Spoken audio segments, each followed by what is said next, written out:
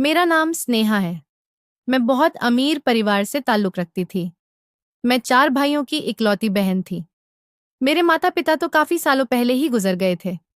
लेकिन मेरे चारों भाइयों ने मुझे माता-पिता दोनों का प्यार दिया था। मेरे भाइयों ने मुझे इतने लाड प्यार से पाला था कि कभी मुझे किसी भी चीज़ की कमी होने नहीं देते थे। मैं जिस चीज़ की माँग करती, वह वक़्त से पहले ही मेरे पास मौजूद हो जाती थी। मैं गाँव में रहने वाली मासूम सी लड़की थी। मेरे बड़े भैया गाँव के सरपंच थे और 2 छोटे भाई विदेश पढ़ने के लिए गए हुए थे, जबकि मुझे पढ़ाई-लिखाई का कोई शौक नहीं था और मेरे एक भैया गाँव में ही डॉक्टर थे। मेरी जिंदगी बहुत अच्छी और खुशी-खुशी गुजर रही थी। एक दिन मैंने अपने भैया से स्मार्टफोन की मांग की। अक्सर मैं लोगों को देखा करती थी। आजकल सभी के पास मोबाइल है, लड़का हो या लड़की, सब मोबाइल का इस्तेमाल कर रहे हैं। लोगों को देखकर मुझे भी मोबाइल चलाने की इच्छा होती थी। इसीलिए मैंने अपने भैया से मोबाइल की डिमांड की। मेरे बड़े भैया ने फौरन ही मुझे नया स्मार्टफोन दिला दिया। नया मोबाइल देखकर मैं बहुत ज्यादा खुश हो गई थी। मैंने सोशल मीडिया पर भी अपना अकाउंट बना लिया था। मैं अपनी अच्छी-अच्छी फोटो क्लिक किया करती थी। मैं बहुत ज़्यादा खूबसूरत थी। जब मैंने सोशल मीडिया पर अपना फोटो अपलोड किया, तो बहुत सारे कमेंट और लाइक्स आने लगे थे। लोग मुझे बहुत ज़्यादा पसंद करने लगे थे। एक दिन सोशल मीडिया पर मेरी बात एक अभिषेक नाम के लड़के से हुई। वो लड़का बहुत ज़्यादा समझदार था। उसने मुझे समझाया कि तुम अपने फोटो सोशल मीडिया पर अपलोड मत किया करो। लोग लड़कियों के फोटोज का गलत फायदा उठा लेते हैं। तभी मैंने अपने सारे फोटो सोशल मीडिया से डिलीट कर दिए। धीरे धीरे मेरी दोस्ती अभिषेक से बढ़ने लगी और हम दोनों की दोस्ती देखते ही देखते कब प्यार में बदल गई, हमें पता ही नहीं चला। मैं रोजाना अभिषेक से फोन पर बात किया करती थी और मेरी अभिषेक से चैटिंग भी होती थी।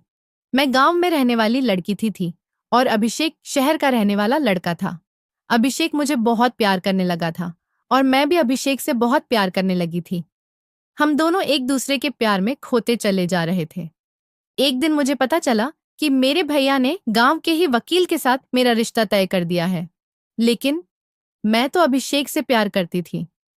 फिर मैं किसी और से शादी कैसे कर सकती थी? मैंने अपनी भाभी को अपने बारे में बता दिया था और यह भी बता दिया था कि मेरी बातचीत अभिषेक से किस तरह से शुरू हुई थी। भाभी ने जब भैया को बताया कि स्नेहा किसी लड़के से प्यार करती है और उस लड़के की बातचीत उससे सोशल मीडिया पर हुई, तो भैया ने मेरे हाथ से मोबाइल छीन लिया। उनका कहना था कि इस लड़के से बातचीत करना बंद कर दो। ऐसे लोगों की बातों में नहीं आते। ऐसे लोग हमेशा धोखा देते हैं। सोशल मीडिया पर रहने वाले ज्यादातर लड़के लड़कियों को अपने प्यार के जाल में फंसाकर उन्हें धोखा दे देते हैं। लेकिन अभिषेक ऐसा लड़का नहीं था। मैंने अपने भैया को बहुत यकीन दिलाने की कोशिश की, लेकिन किसी ने मेरी एक ना सुनी। भैया चाहते थे कि मैं अभिषेक को भूल जाऊं, लेकिन मैं ऐसा नहीं कर सकती थी। जब मैंने इस बारे में अभिषेक को बताया, तो उसने मुझसे कहा कि तुम अपने घर से भाग जाओ। मैं तुम्हें किसी और का होता हुआ नहीं देख सकता। भैया ने मुझे बहुत समझाने की कोशिश की, लेकिन मैंने भैया की एक ना सुनी और एक दिन मैं रात के अंधेरे में अपने घर से भाग गई, चोरी चुपके। जब मैं रात के अंधेरे में अपने घर से भागी, तो कोई भी मुझे देख नहीं पाया था और अभिषेक के बताए हुए पते पर चली गई। जब पहली बार मेरी मुलाकात अभिषेक से हुई, तो मैं बहुत ज्यादा खुश हो गई थी, क्योंकि मैंने पहली बार अभिषेक को देखा था। अभिषेक भी मुझे देखते ही बहुत खुश हो गया था। अभिषेक के परिवार में कोई नहीं था और जिस शहर में अभिषेक रहता था, उसने मुझे भी अपने साथ वहीं पर रख लिया था। अभिषेक किराए के मकान में रहता था। हम दोनों ने कोर्ट मैरिज कर ली। उसके बाद हम दोनों पति पत्नी बन गए और हमारी जिंदगी बहुत अच्छी गुजर रही थी। अभिषेक बहुत मेहनती लड़का था। वह अपना काम बहुत मेहनत से करता था। अभिषेक के साथ जिंदगी गुजार कर मैं बहुत खुश थी। मैं अपने घर से भागकर आ गई थी। जरूर मेरे भाइयों ने मुझे ढूंढने की कोशिश की होगी, लेकिन मुझे उससे कोई फर्क नहीं पड़ता था। मैं अपने पति के साथ बहुत ज्यादा खुश थी। अगर मैं अपना घर छोड़कर नहीं आती, तो मेरे भैया मेरी शादी कहीं और कर देते और मैं अभिषेक से अलग होना नहीं चाहती थी। मुझे अभिषेक से इतना ज्यादा प्यार हो गया था कि मैं अभिषेक के प्यार में दीवानी हो गई थी। अभिषेक मेरी छोटी से छोटी जरूरत को पूरा किया करते थे। उनको एहसास था कि मैं उनकी खातिर अपना सब कुछ छोड़कर आई हूँ। अपनी जिंदगी का यह फैसला करके मैं कभी भी नहीं पछताई थी। लेकिन एक दिन मेरे साथ ऐसा हुआ जो शायद कभी मैंने सोचा भी नहीं था। मेरी खुशियों को अचानक ही किसी की नजर लग गई थी। एक दिन मेरे पास फोन आया कि आपके पति का एक्सीडेंट हो गया है। मेरे तो पैरों तले से जमीन निकल गई थी। मैं भागते हुए अस्पताल गई तो मैंने देखा कि मेरे पति ने मौत को गले लगा लिया है। मेरे पति की जान चली गई थी। इसका मतलब मेरी तो सारी जिंदगी ही उजड़ गई थी, जिसकी खातिर मैं गांव से शहर आ गई थी। आज वह मुझे इस दुनिया में अकेला छोड़कर चला गया था। रो रो कर मेरा तो बुरा हाल हो गया था। मैंने अपने पति का अंतिम संस्कार किया। मेरे पति का इस दुनिया में कोई और नहीं था, और अब तो मेरा भी इस दुनिया में मेरे पति के अलावा कोई नहीं था, और वह भी अब मुझे छोड़कर चले गए थे। अब मैं बिल्कुल अकेली रह गई थी। मैं तो ज्यादा पढ़ी लिखी भी नहीं थी, और मैंने सोचा भी नहीं था कि मेरे साथ ऐसा भी हो सकता है। मेरी सारी आईडी वगैरह सब मेरे भाइयों के घर पर ही मौजूद थी। मैं कहीं नौकरी भी नहीं कर सकती थी, क्योंकि मेरे पास मेरी अपनी पहचान के लिए कोई सबूत नहीं था, क्योंकि अभी मेरी शादी को सिर्फ 2 महीने ही गुजरे थे। अभिषेक के मरने के बाद मैंने अपने भाइयों से कांटेक्ट करने की बहुत कोशिश की, तो उन्होंने मुझे साफ इनकार कर दिया कि तुम हमारे लिए मर चुकी की हो, और अब वापस कभी तुम्हें हमारे घर आने की कोई जरूरत नहीं। और हमने सारे गांव में यह खबर फैला दी है कि तुम मर चुकी हो। यहाँ तक कि हमने किसी की झूठी लाश लाकर यह कह दिया था कि यह तुम हो, और एक हादसे में तुम्हारी मौत हो गई। वैसे तो मुझे पता था कि मुझे अपने भाइयों से यही जवाब मिलेगा, लेकिन अब मैं अपनी जिंदगी कैसे गुजारती? मुझ पर तो परेशानियों के पहाड़ टूट पड़े थे। अभिषेक को मरे हुए 1 महीना हो चुका था। कुछ दिनों तक तो आस पड़ोस के लोग मेरी मदद करते रहे, लेकिन कोई किसी की कब तक मदद कर सकता है। मैं घर की कोई ना कोई चीज बेचकर अपना गुजारा करती रहती थी, लेकिन मकान मालिक ने किराया ना देने की वजह से मुझे घर से निकाल दिया। अब मेरे पास बेचने के लिए भी कुछ नहीं बचा था। मैं बहुत ज्यादा परेशान होने लगी थी, यहाँ तक कि मेरी जिंदगी के इतने बुरे दिन आ गए थे कि मैंने सड़कों पर भीख मांगना शुरू कर दिया था। कोई मुझे खाना दे दिया करता था तो मैं खा लिया करती, वरना मैं भूखी फिरती रहती थी। मेरी जिंदगी बद से बदतर होती चली जा रही थी। एक दिन मैं सड़क के किनारे बैठी हुई भीख मांग रही थी। मेरे पास रहने के लिए भी कोई ठिकाना नहीं था, इसीलिए मैं सड़कों पर बैठकर अपना दिन और रात गुजार दिया करती थी। उस दिन एक आदमी ने मुझे भीख दी। मैं भूख से मरने वाली थी। मैंने उस आदमी के पैर पकड़ लिए। मैं कहने लगी कि साहब, मैंने 2 दिन से कुछ नहीं खाया है, प्लीज मुझे कुछ खाने के लिए दे दो। मैं बहुत ज्यादा परेशान हूँ। मेरे पास रहने का कोई ठिकाना भी नहीं है। जहां पर मैं रहती थी वहां के मकान मालिक ने मुझे घर से निकाल दिया। मैं किराए पर रहा करती थी और रूखी सूखी रोटी खाकर अपना गुजारा कर रही थी। अब तो घर में वह रूखी सूखी रोटी भी खत्म हो गई थी, इसीलिए मैंने सड़कों पर भीख मांगना शुरू कर दिया। प्लीज साहब, मुझे कुछ खाने के लिए दे दो, वरना मैं भूख मर जाऊंगी, उस आदमी ने मुझसे कहा। क्या तुम मेरे घर चल सकती हो? यह सुनकर तो मैं हैरान रह गई थी। उसने मुझसे कहा कि मेरी मजबूरी है, मेरी पत्नी मर चुकी है। मैं चाहता हूँ कि तुम मेरे बच्चे की परवरिश करो। मेरे पास एक बेटा है जिसकी उम्र 4 साल है। अगर तुम उसकी परवरिश कर सकती हो तो मैं तुम्हें घर में खाने पीने के लिए सब कुछ दे दूंगा, और तुम्हारी जिंदगी भी सवर जाएगी। वैसे भी मेरी जिंदगी बहुत ज्यादा खराब हो गई थी। मेरे पास रहने के लिए भी कोई ठिकाना नहीं था। मकान मालिक ने भी मुझे घर से निकाल दिया था। अब मैं दर-दर की ठोकरें खा रही थी। कोई मुझे खाना खिला देता था तो खा लेती थी, और अगर कोई मुझे खाना नहीं देता था तो मैं भूखी फिरती थी। यही सब सोचते हुए मैं उस आदमी के साथ जाने के लिए तैयार हो गई थी। वैसे भी मुझे उस टाइम खाने के अलावा कुछ नजर नहीं आ रहा था, इसीलिए मैं फौरन राजी हो गई और उस आदमी के साथ उसके घर चली गई। मैं उसके साथ गई तो उसका घर बहुत बड़ा था और वह बहुत अमीर आदमी था। उसके घर में उसके अलावा कोई नहीं था, सिर्फ एक छोटा सा बच्चा था जिसकी उम्र 4 साल थी। उस आदमी ने मुझे खाना खिलाया और कहने लगा कि आराम से पेट भरकर तुम खाना खा लो। पहले तो मैंने पेट भर के खाना खाया। उस आदमी को भी मुझे देखकर ऐसा एहसास हो गया था कि मैं बहुत ज्यादा भूखी हूँ, इसीलिए उसने मुझसे कोई भी सवाल नहीं किया था। खाना खाने के बाद उसने मुझसे पूछा कि अब तुम बताओ कि तुम कौन हो, अपने बारे में मुझे सब कुछ बताओ। मेरी आंखों के सामने मेरा बीता हुआ कल घूम रहा था। मैं सोच रही थी कि मैं किस तरह से इस आदमी को बीते हुए कल के बारे में और कैसे बताऊं कि मैं कौन हूं। लेकिन तुम मुझे अपने बारे में बता दोगी तो मैं तुम्हारे लिए रहने का बंदोबस्त भी कर दूंगा। तुम इस घर में आराम से रह सकती हो। यहाँ पर तुम्हें किसी तरह की कोई परेशानी नहीं होगी। इस घर में मैं अकेला ही रहता हूँ और सिर्फ मेरा बेटा रहता है, बाकी कोई नहीं रहता। घर में काम करने के लिए नौकर भी लगे हुए हैं। मैंने उसे बताया कि मेरा नाम स्नेहा है और मैं बहुत अमीर परिवार की बेटी थी। मेरे 4 भाई हैं। मैं अपने 4 भाइयों की इकलौती बहन थी और गांव की रहने वाली थी। सोशल मीडिया पर मुझे एक लड़के से प्यार हो गया था। उसी की खातिर मैं अपना गांव छोड़कर यहाँ पर आ गई थी।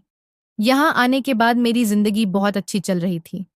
फिर एक दिन एक एक्सीडेंट में मेरे पति की मौत हो गई और मेरे ऊपर परेशानियों के पहाड़ टूट पड़े और मेरी मजबूरियों ने मुझे सड़क के किनारे भीख मांगने पर मजबूर कर दिया। 2 दिन से मैंने कुछ नहीं खाया था, इसीलिए आपके पैरों में गिरकर आपसे भीख मांग रही थी। अगर आप मेरी मदद नहीं करते तो मैं भूख से मर जाती। उस आदमी ने कहा कि आप मेरे लिए मेरी बहन की तरह हो, आप मेरे घर में आराम से रह सकती हो, लेकिन आपको इसके बदले मेरे बेटे की अच्छी तरह से परवरिश करनी होगी। मैं आपको खुश कर दूंगा। मेरी पत्नी मर चुकी है, इसीलिए मेरे बेटे की परवरिश नहीं हो पा रही। मुझे एक ऐसी लड़की की जरूरत है जो मेरे बेटे को माँ बनकर पाल सके। उन्होंने मुझे अपने बेटे से मिलवाया और कहने लगे, यह है मेरा बेटा और इसका नाम वंश है। इसके पैदा होने के बाद ही इसकी माँ इसको छोड़कर चली गई थी। मैंने उस आदमी के बेटे को गोद में लिया और प्यार करने लगी और कहने लगी कि आज अगर मेरा बेटा होता तो वह भी इसके ही जैसा होता। शादी के 1 महीने बाद ही मैं भी प्रेग्नेंट हो गई थी, लेकिन मेरा मिसकैरेज हो गया था। इस वजह से मैंने अपने बच्चे को खो दिया। मैं आपसे वादा करती हूँ, मैं आपके बेटे को अपना बेटा समझकर ही इसकी परवरिश करूंगी। वंश का ख्याल रखने में मुझे बहुत खुशी मिलती थी। मेरी जिम्मेदारी सिर्फ इतनी थी कि मुझे वंश का ख्याल रखना था। टाइम से उसको खाना खिलाना, टाइम से उसको सुलाना और उसके कपड़े वगैरह चेंज करना। बाकी घर के हर काम के लिए घर में नौकरानियां मौजूद थी। एक दिन मैं सुबह उठी तो मैंने देखा कि वंश बिस्तर से गायब था। मैं उठकर बाहर आई और फिर मैंने साहब से पूछा कि साहब वंश कहाँ है? वह अपने बिस्तर पर नहीं है। साहब ने मुझे बताया कि शाम तक वह घर वापस आ जाएगा। मैंने साहब से कई बार पूछा कि आखिर वह कहाँ पर गया है और शाम तक वह कहाँ रहेगा, लेकिन उन्होंने मुझे कुछ भी नहीं बताया। वह घर के मालिक थे, इसलिए मैं ज्यादा उनसे जिद भी नहीं कर सकती थी, क्योंकि अगर वह मुझे घर से निकाल देते तो फिर मैं कहाँ जाती। रोज शाम के टाइम तक वंश घर पर आ जाता था और रात को जब मैं उसे सुला दिया करती थी और सुबह उठकर देखती तो वंश अपने बिस्तर से गायब होता था, लेकिन शाम को तो वह आ जाता था। मैं जब भी साहब से वंश के बारे में पूछती थी तो साहब मुझे कोई जवाब नहीं देते थे और कह दिया करते थे कि मैंने तुमसे कहा है ना कि तुम इस मसले से दूर रहो। इस बारे में तुम ज्यादा जानने की कोशिश मत किया करो कि वह कहाँ पर जाता है। इस बात से तुम्हारा कोई लेना देना नहीं। तुम्हारा काम सिर्फ बच्चे की देखभाल और उसकी अच्छी परवरिश करना है। जो काम तुम्हें दिया गया है तुम बस वही करो। उसके बाद मैंने उनसे कुछ भी पूछना छोड़ दिया था। एक रात जब मैं वंश के साथ सो रही थी तो आधी रात में मेरी आंख खुली और मैंने देखा कि वंश बिस्तर पर ही मौजूद था। मैं जागती रही और अचानक ही किस टाइम मेरी आंख लग गई मुझे पता ही नहीं चला और सुबह को रोज की तरह वंश बिस्तर पर मौजूद नहीं था और मैं उठकर बाहर आ गई। मैंने बाहर आकर देखा तो साहब बैठे हुए थे और साहब मेरी तरफ पीठ किए हुए बैठे थे। मैं नंगे पैर बाहर आई थी, इसलिए साहब को मेरे कदमों की आवाज भी नहीं आई थी। साहब अपना फोन चलाने में बिजी थे और मैं उनका लिया देखकर हैरान रह गई थी और डरने लगी थी। वापस अपने कमरे में चली आई। इससे पहले तो मैंने कभी नहीं सोचा था कि साहब आखिर क्या काम करते हैं। मुझे तो सिर्फ अपने काम करने से ही मतलब था। मुझे तो इस घर में हर चीज मिल रही थी, इसीलिए मैंने ज्यादा इस बारे में सोचा नहीं था। लेकिन एक दिन मैंने वहां पर काम करने वाली नौकरानियों से साहब के बारे में पूछना शुरू किया। उनसे पूछा कि आखिर साहब क्या काम करते हैं, तो वहां की एक नौकरानी ने मुझे बताया कि साहब पुलिस इंस्पेक्टर हैं। ये सुनकर मैं हैरान रह गई थी कि मैं एक पुलिस वाले के घर में रह रही हूँ। मैंने सोचा कि तभी उन्होंने मेरी मदद की होगी। मैं ऐसी हो गई जैसे मुझे साहब के काम के बारे में कुछ पता ही नहीं। ये बात मैंने साहब को जाहिर नहीं होने दी। अगर उन्हें पता चल जाता कि मैं उनके बारे में सब जान गई हूँ तो ना जाने वह मेरे साथ क्या करते। इसीलिए मैं खामोश हो गई थी। एक दिन मैंने साहब के टेबल पर एक फाइल रखी हुई देखी। उस फाइल को उठाकर मैं अंदर कमरे में रखने जा रही थी, तभी अचानक वह फाइल मेरे हाथ से गिर गई और उसमें से बहुत सारे पेपर्स भी निकल गए। मैंने उन पेपर्स को इकट्ठा किया, तभी मेरी नजर फाइल से गिरे हुए एक फोटो पर पड़ी। जब मैंने वह फोटो देखी तो फोटो देखते ही मेरे पैरों तले से जमीन निकल गई थी। वह फोटो किसी और की नहीं, बल्कि मेरे पति की थी।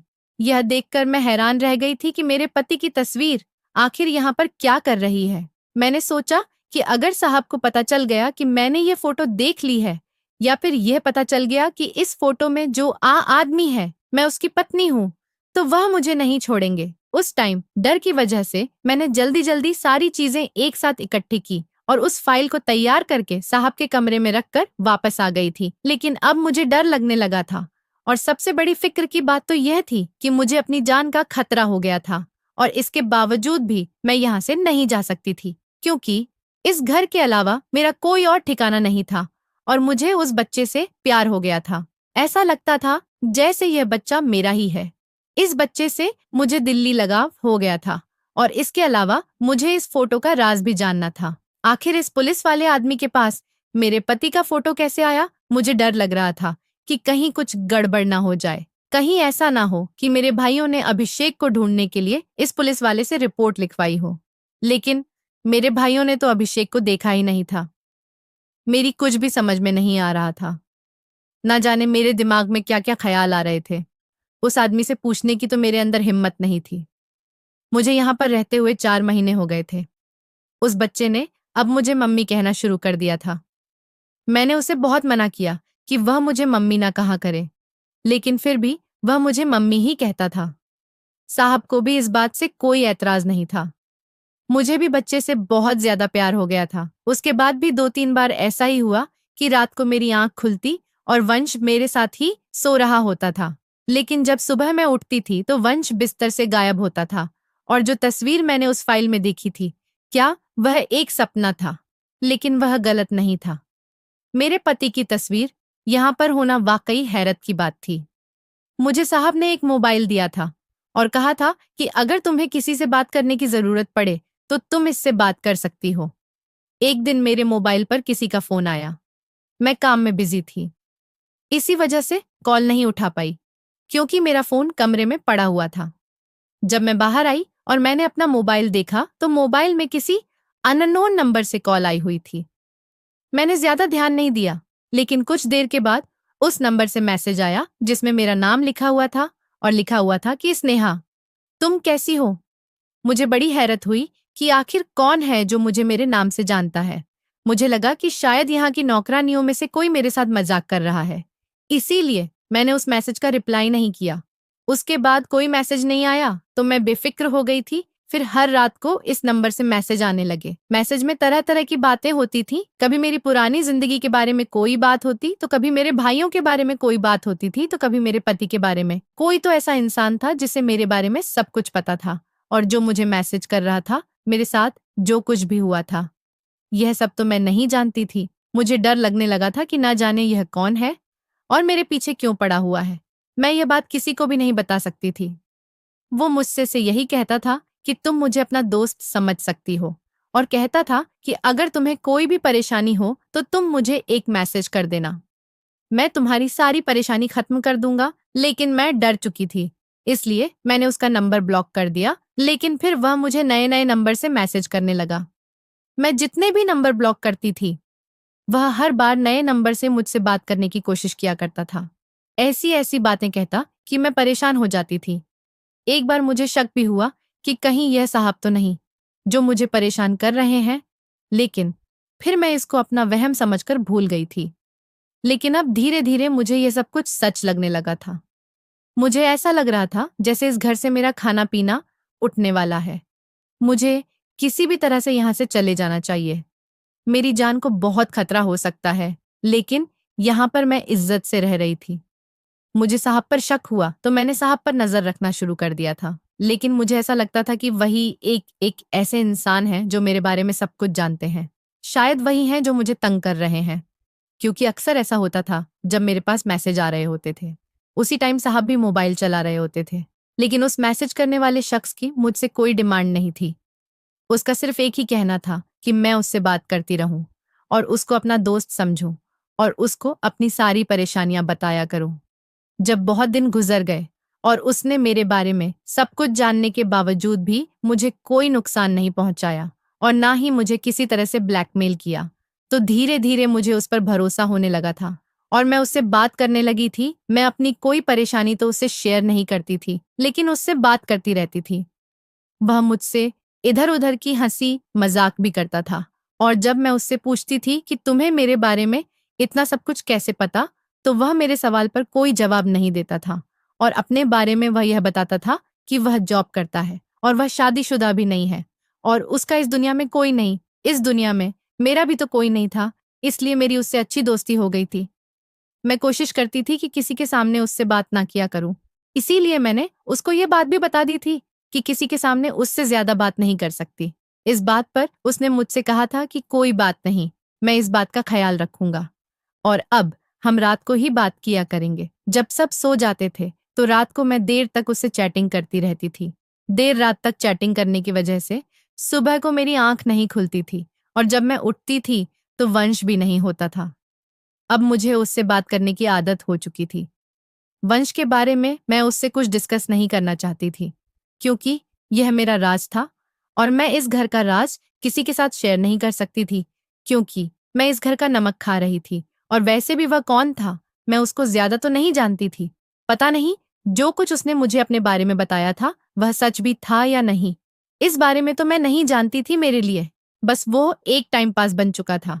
वैसे भी मैं सारा दिन अकेले बोर रहती थी। वंश भी शाम को ही घर लौटता था और घर के काम भी नौकर किया करते थे, इसलिए उससे बात करके मेरा टाइम पास हो जाता था। 2-3 दिन से वो मुझसे कह रहा था कि वो मुझसे मिलना चाहता है, लेकिन मैं उससे मिलने के लिए तैयार नहीं थी, क्योंकि मैं घर से बाहर नहीं निकलती थी। उसका कहना था कि वो खुद मेरे घर मुझसे मिलने के लिए आएगा। मैंने उसकी बात को इग्नोर कर दिया, क्योंकि उसे नहीं पता था कि मैं कहाँ पर रहती हूँ। एक दिन शाम को वंश और साहब एक साथ घर में चलते हुए आए थे। साहब ने मुझसे कहा कि शाम के खाने का इंतजाम करो, क्योंकि मेरा बेस्ट फ्रेंड आज घर आ रहा है। मेरा फ्रेंड बहुत दिनों में मेरे घर आ रहा है, इसीलिए मैं चाहता हूँ कि तुम अपने हाथ से उसके लिए टेस्टी खाना बनाकर तैयार करो। मैंने साहब से कहा कि ठीक है, मैं खाना बनाकर तैयार कर दूंगी। मैंने काफी सारी डिशेस तैयार की थी। 3 घंटे बाद ही बाहर से किसी के बोलने की आवाज आने लगी। मुझे लगा कि शायद मेहमान आ गए हैं। मैं अपने काम में इतनी बिजी हो गई थी कि उस फोन वाले लड़के को ही भूल गई थी। उसने कहा था कि वह मुझसे मिलने के लिए आएगा। खाना तैयार करने के बाद जब मैं किचन से बाहर निकली तो नीचे हॉल में बैठे हुए इंसान को देखकर मेरे पैरों तले से जमीन निकल गई थी। मैं तो देखती ही रह गई थी कि आखिर मेरे सामने कौन है। मैं दंग रह गई थी। मैं खुद को होश में लाने की कोशिश कर रही थी, लेकिन मुझे होश नहीं आ रहा था। कुछ देर के बाद मैं बेहोश हो गई और जब मुझे होश आया तो मैं अपने कमरे में बिस्तर पर लेटी हुई थी। साहब और वह इंसान मेरे बिस्तर के पास खड़ा हुआ था। वह इंसान कोई और नहीं बल्कि मेरा पति अभिषेक था, जिसका क्रिया कर्म होते हुए मैंने अपनी आंखों से देखा था।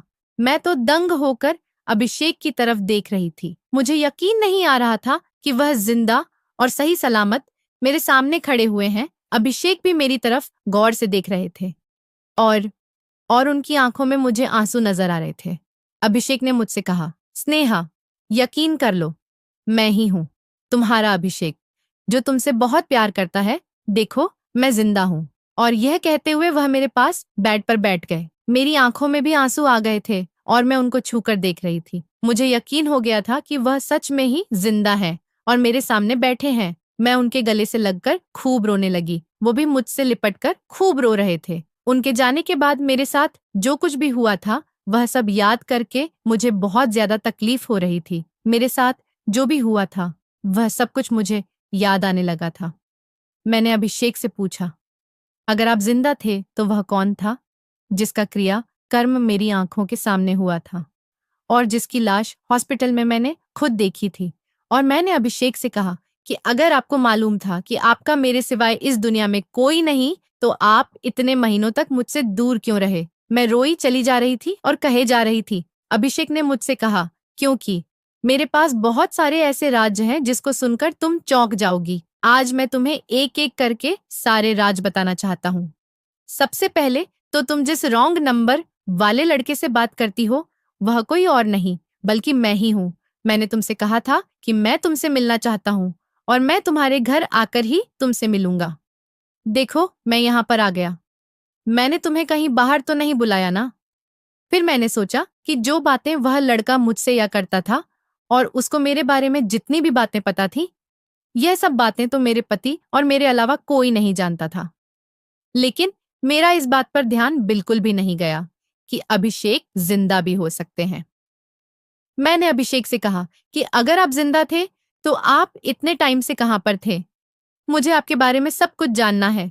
अभिषेक ने मुझसे कहा कि मैं तुम्हें अपने बारे में सब कुछ बता दूंगा। जब तुम अपना घर छोड़ने के बाद यहाँ पर आ गई थी और हमने शादी कर ली थी, तो कुछ दिनों बाद तुम्हारे भाई भाइयों ने भी यहाँ आकर हमारे बारे में सारी इन्फॉर्मेशन निकाल ली थी। उन्होंने अपने गांव में तो सबको ये बता दिया था कि तुम मर चुकी हो एक एक्सीडेंट में और मौके पर ही तुम्हारी मौत हो गई थी। यहाँ तक कि उन्होंने कुचली हुई लाश को लोगों के सामने साबित करके यह जाहिर कर दिया था कि वाकई तुम मर चुकी हो। क्योंकि अगर गांव वालों को यह पता चल जाता कि सरपंच की बहन घर से भाग गई तो तुम्हारे भाइयों की बहुत ज्यादा बदनामी होती। बदनामी की डर की वजह से तुम्हारे भाइयों ने गांव में झूठ बोल दिया था और तुम्हें मरा हुआ साबित कर दिया था। लेकिन वह लोग मेरे दुश्मन हो गए थे जिसने उनकी बहन से शादी कर ली थी। इस टाइम मुझे पता चला कि तुम माँ बनने वाली हो। मैं तुम्हें बहाने से डॉक्टर के पास लेकर गया और डॉक्टर से तुम्हें मिसकैरेज की दवाई खिला दी क्योंकि मेरी जान मुसीबत में आ गई थी। मैं नहीं चाहता था कि तुम छोटे बच्चे के साथ दर दर की ठोकरें खाती फिरो क्योंकि मैं तुम्हें छोड़कर जाने वाला था। मुझे पता चल गया था कि तुम्हारे भाई मुझे जगह जगह ढूंढ रहे हैं।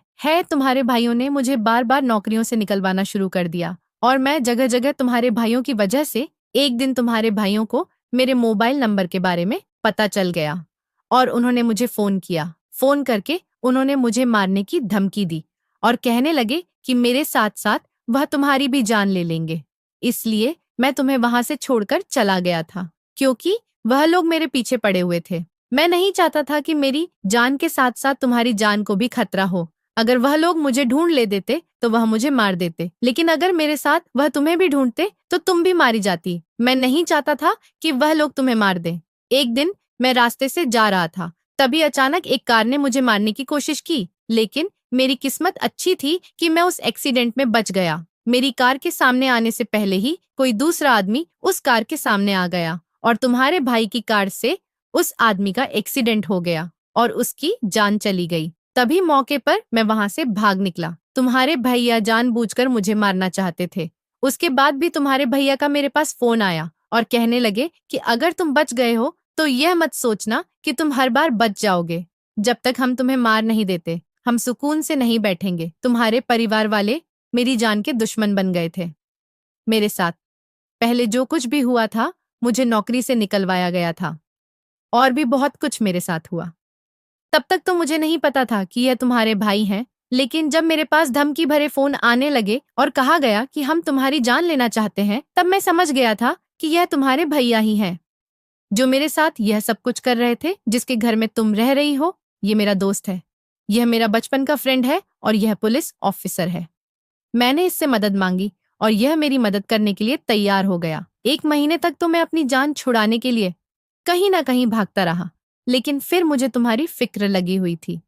मुझे पता था कि मेरा दोस्त अपने घर में अकेला रहता है, इसीलिए मैंने ने से कहा कि तुम किसी भी तरह से मेरी पत्नी को अपने घर ले जाओ और उसको अपने घर में जगह दे दो ताकि वह परेशान ना हो। मेरा यह दोस्त अगर तुमसे कहता कि तुम मेरे घर चलो तो तुम उसके घर जाने के लिए इतनी आसानी से नहीं मानती। इसलिए इसने सोचा कि यह अपने बेटे वंश की परवरिश करने के लिए कहेगा तो तुम मान जाओगी और परेशानी की खातिर आसानी से तो उसके घर पर जाकर रह लगी। यहाँ पर तुम बिल्कुल सेफ थी और अब मेरी परेशानी खत्म हो गई थी। मेरे दोस्त ने तुम्हारे भाइयों को गिरफ्तार कर लिया जिन्होंने मुझ पर जानलेवा हमला किया और मुझे जान से मारने की धमकी दी थी। जब तक मैंने तुम्हारे भाइयों को पुलिस के हवाले नहीं करवा दिया तब तक मैं तुम्हारा सामना नहीं कर सकता था। काफी दिनों तक मेरे दोस्त ने मुझे जेल के ही एक कमरे में बंद कर दिया था क्योंकि अगर मैं बाहर निकलता तो तुम्हारे भाई किसी न किसी तरह से मेरा पता निकाल ही लेते और मुझे जान से मार देते। मेरे दोस्त ने जेल में मेरा बहुत ख्याल रखा और जब तक मेरे दोस्त ने तुम्हारे भाइयों को नहीं ढूंढ निकाला तब तक उसने मुझे भी जेल से बाहर नहीं किया क्योंकि मेरे लिए जेल ही ऐसी सेफ जगह थी जहां पर मैं बिल्कुल महफूज था। अब तुम्हारे भाइयों को जेल हो गई है और मैं तुम्हारे सामने आ गया हूँ। यह सब कुछ तुम्हारे भाइयों ने इसलिए किया था ताकि तुमने जो कदम उठाया था, लेकिन मेरी किस्मत अच्छी थी कि मेरे दोस्त ने मुझे अपने ही पुलिस स्टेशन में जगह दे दी। मैंने अभिषेक से कहा कि एक सवाल मेरे दिमाग में अभी भी घूम रहा है। आखिर वंश सुबह होते ही कहाँ चला जाता था? तभी साहब कहने लगे, मुझे माफ कर देना भाभी, वह मेरा बेटा है। मैं उसी की वजह से आपको यहाँ लेकर आया था। मेरी पत्नी नहीं है और मेरे बेटे को माँ की जरूरत थी। मेरी पत्नी आपके आने से एक हफ्ता पहले ही मर गई थी। उसकी बहुत ज्यादा तबीयत खराब थी और एक हफ्ते से उसने रो रो कर बुरा हाल कर दिया था, क्योंकि वह अपनी माँ के साथ ही सोता था। मैं जब आपको यहाँ पर लेकर आया था, मैंने सोचा कि पता नहीं मेरा बेटा आपको अपनी माँ समझेगा या नहीं। आप अगर उसे प्यार से सुलाओगी तो वह सोएगा भी या नहीं। लेकिन पहले ही दिन मेरा बेटा आपको अपनी माँ समझकर सो गया था। सुबह को मेरा बेटा बोर्डिंग स्कूल में चला जाता है और शाम को वापस लौटता है। मेरी पत्नी की तबीयत खराब रहती थी, इसी वजह से मैंने उसका ध्यान बटा के लिए उसको बोर्डिंग स्कूल में डाल दिया था और मैं उसको रात को घर पर लेकर आ जाता था। सुबह होते ही मैं उसे स्कूल भेज दिया करता था। लेकिन आपने मेरे वंश का बहुत ख्याल रखा। मैं आपका एहसानमंद हूँ। अभिषेक अपने दोस्त से कहने लगे, तुमने भी तो हमारा बहुत साथ दिया। तुम्हारी वजह से ही आज हम पति पत्नी एक दूसरे से मिल पाए हैं। अब हम दोनों अपनी जिंदगी में बहुत खुश हैं। मेरे पति की नौकरी लग गई है और हम साहब के घर में ही रहते हैं। साहब का कहना था कि मैं उनके बेटे की परवरिश ऐसे ही करूं जैसे मैं करती थी, क्योंकि वंश मुझसे बहुत ज्यादा अटैच हो गया था और मैंने हमेशा वंश को माँ की तरह ही प्यार दिया था। इसीलिए हम उन्हीं के घर में रहते थे। मैं अभिषेक का साथ दोबारा से पाकर बहुत ज्यादा खुश हो गई थी। मेरी जिंदगी से सारी परेशानियां खत्म हो गई थीं।